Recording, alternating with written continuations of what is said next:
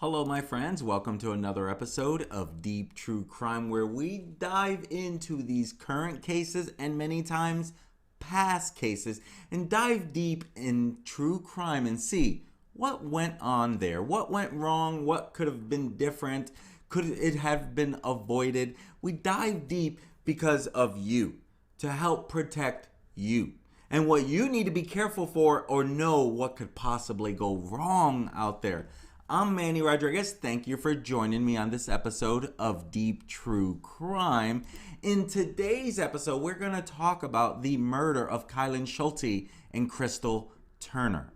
They were just newlyweds. 4 months earlier, they got married and they were living a semi-nomadic van life. And in today's story, we're going to dive deep into the murder of Kylen Schulte and Crystal Turner. You see, they were living a semi-nomadic lifestyle after converting their van and making regular camping trips.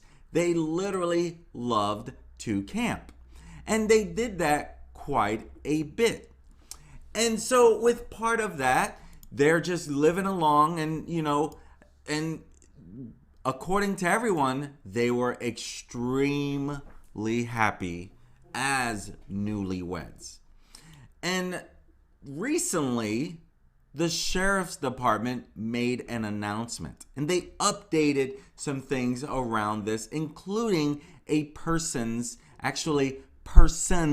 with an S of interest. So they have some persons of interest. And we're going to share this letter and then we're going to go a little deeper. So they had this press release on January 19th of 2022. And this is in reference to the South Mesa double homicide. On October 18th of 2021, the bodies of Kylen Schulte and Crystal Turner were discovered in an irrigation ditch west of their campsite in the South Mesa area of the La Salle Mountains. Law enforcement were made aware of the discovery by an acquaintance of the victims who had been searching for them in the area where they were found. The Grand County Sheriff's Office immediately secured the site and spent the next several days processing the scene. GCSO searched the irrigation ditch both before and after draining the ditch by shutting off the water via control valve. Evidence collected from the scene include the victim's tent and personal belongings inside and outside the tent and their vehicle, blood, shell casings, bullet fragments, and video evidence from nearby properties. GCSO has narrowed the victim's date of death to August 14th of 2021. The state medical examiner immediately conducted a medical exam of both victims and determined the following. Number one, both victims had been shot multiple times. Number two, the shell casings and bullet fragments found at the scene were consistent with evidence obtained from the bodies of both victims. And number three, there was no sign of forcible sexual assault of either victim. In the course of this investigation, there have been considerable conjecture that Gabby Petito and Brian Laundrie were somehow involved in the double homicide. Upon investigation, the FBI and Florida investigators have determined, based on electronic transmission evidence, that neither Petito nor Laundrie were involved in this case. The FBI has and continues to assist GCSO with this investigation, which assistance includes video, forensic, and behavior analysis and general investigative support. The State Bureau of Investigation provided some initial assistance, but has not had an active ongoing role in the investigation. GCSO's investigation is active and ongoing, and GCSO asked for any help. If you know, they have some persons of interest but has not yet identified a suspect. GCSO continues to examine and analyze evidence by utilizing third-party and FBI crime labs. And this is where, it's so sad that there is no more news than that. And so now they say there are persons of interest in the shooting deaths last summer, of the married couple that have been found dead near their campsite. Pictured with the ladies here is Kylen Schulte's dad. And he says he's awaiting answers after authorities have now said that they had identified persons of interest in the case. His quote is, "I don't think they're going to call me today, but that's because I've been holding my breath for 6 months." Her dad, Sean Paul Schulte, who is Kylen Schulte's dad, he says, "Do I want to let my breath out? Hell yeah, but I'm still holding my breath over here." Schulte and Turner, they had told loved ones in the days before their deaths about someone who was creeping them out.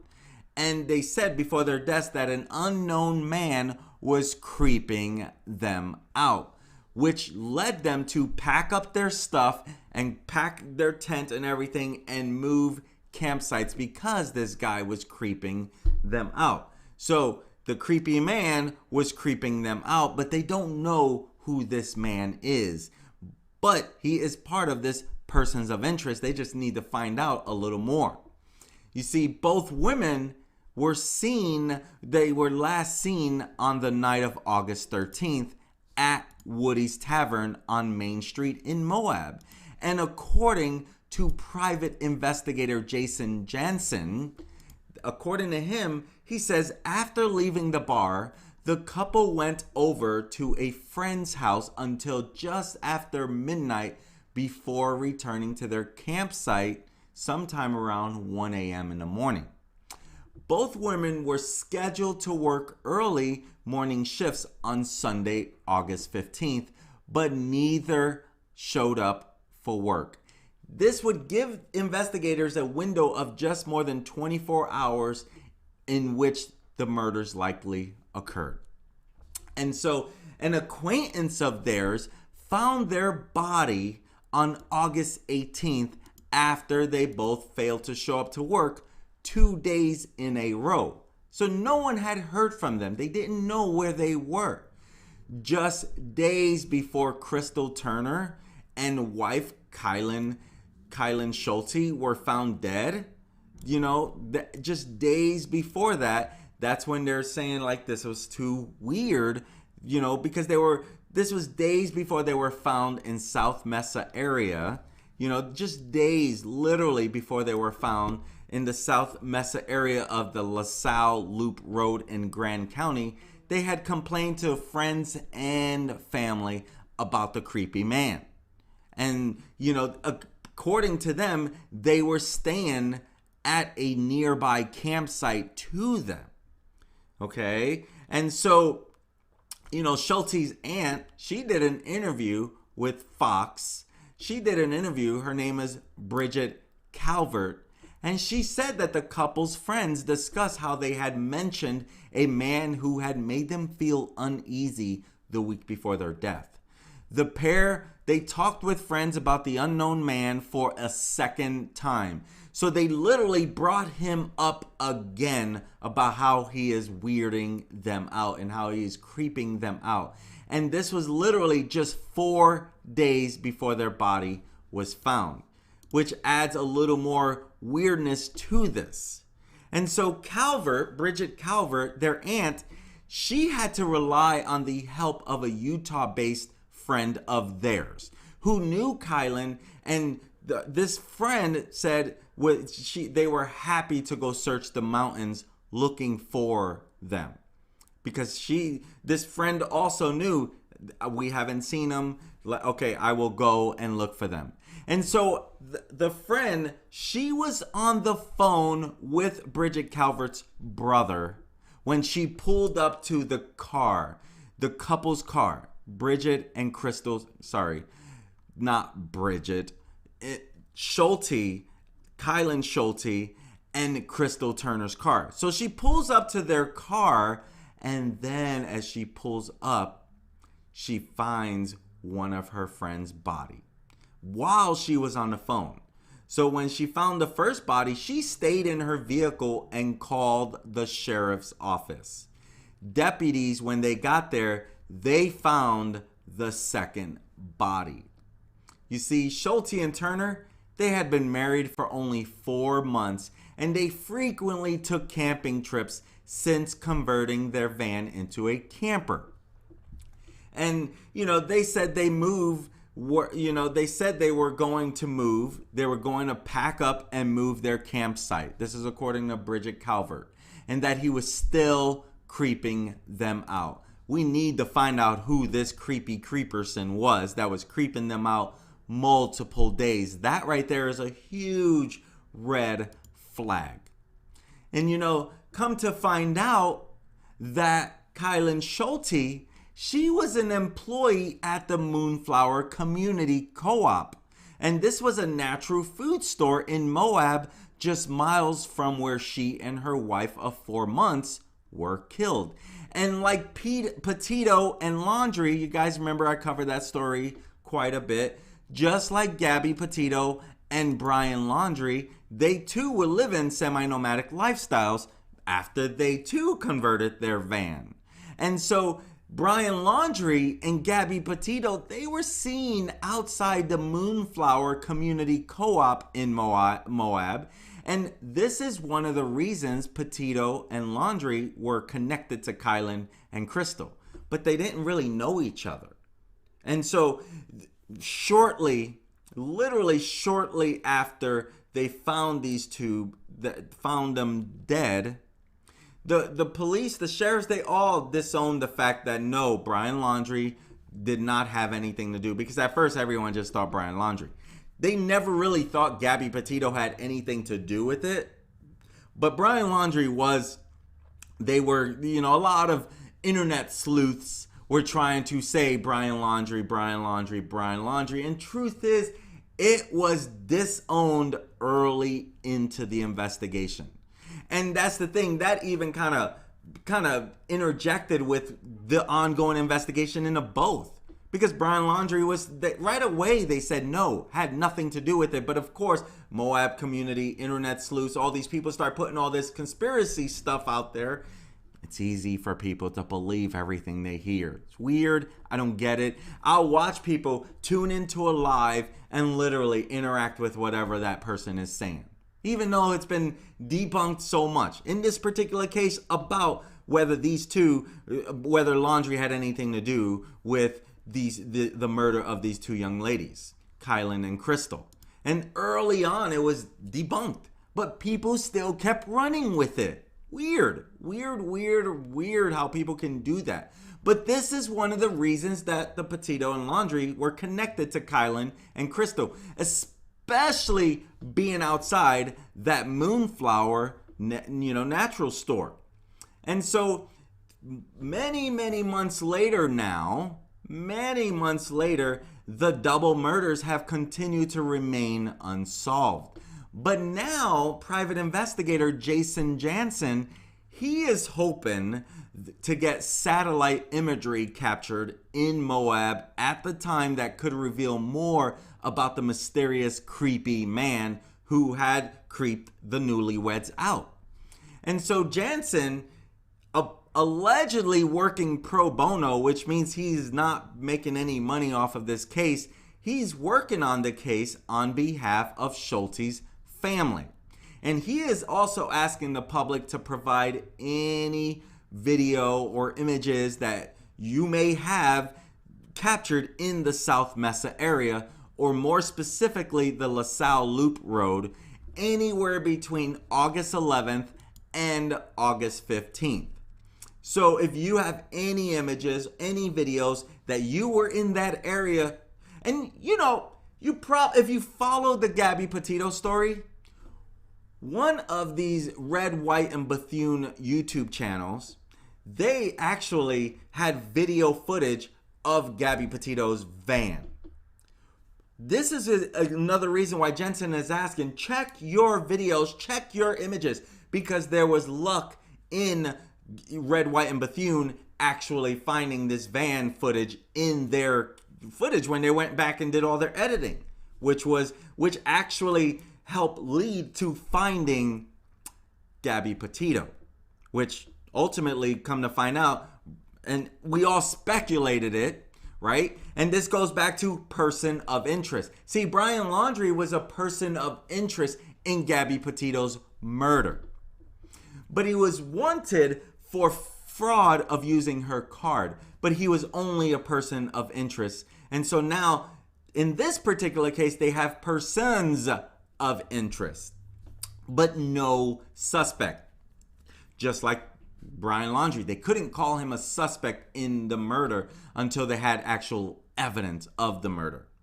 And so Jansen, he believes the unidentified creepy man had been camping in the area from at least August 11th.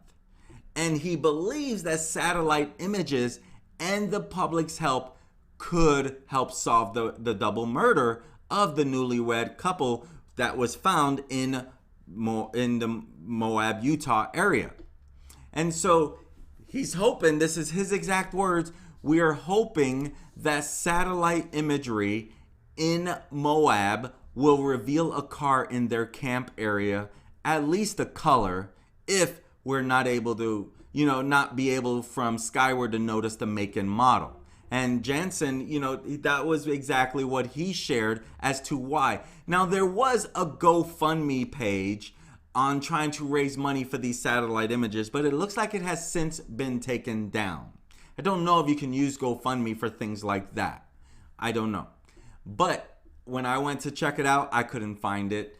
And so according to Jansen, investigators, they used a similar imaging to be able to determine where, if you guys remember Lori Vallow, who's currently in prison, where, they use similar imaging to be able to, find Lori Vallow's children when she had buried them last year on Chad Daybell's property in another case that literally captured the public's fascination big time.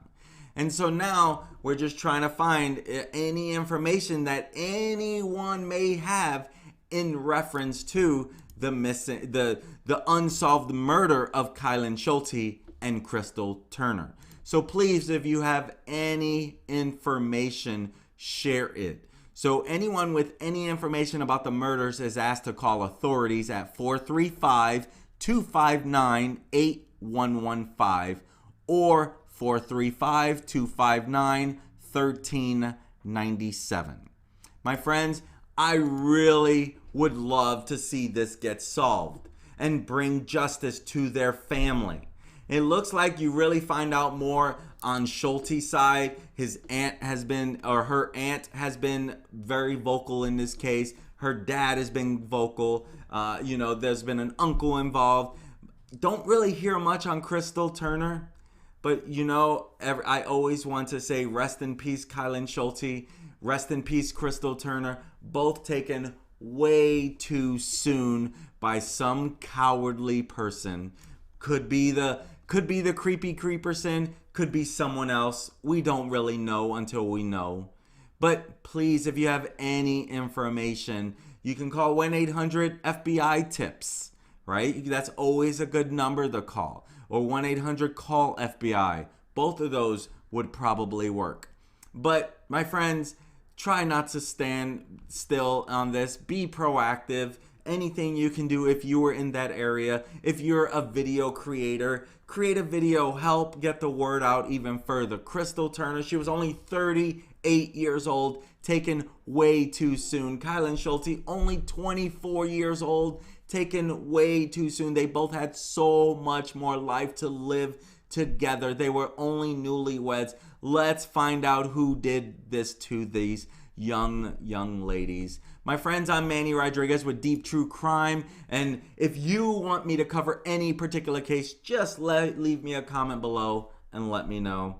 I look forward to serving you again. Have an amazing day, my friends. Peace.